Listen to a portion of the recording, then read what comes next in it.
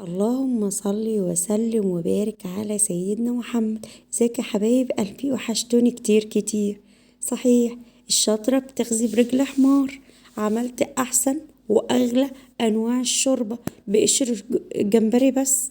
والله زي ما بقول لكم، اشتريت جمبري، الجمبري قشرته وادي القشور بتاعته.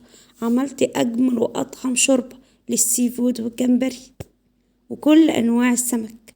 جيت فصين توم على مادة دهنية شوية زيت وسبتهم يتحمروا، ونزلت عليهم بقشور الجمبري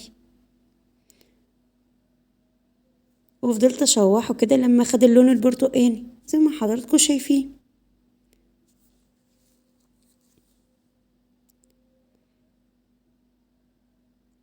ونزلت بكمية المية المناسبة ليا وسبتهم لمدة ساعة أو نص ساعة على النار يغلي. بعد كده صفيته، خدت القشر وحطيته على جنب عشان أعوزه تاني.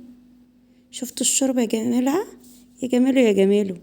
ونزلت بالخضار بتاعي، بصل وجزر وفلفل وكرفس وتوم وطماطم. شفت الشوربة وجمالها؟ منتظرة رأيكم في التعليقات. باي باي.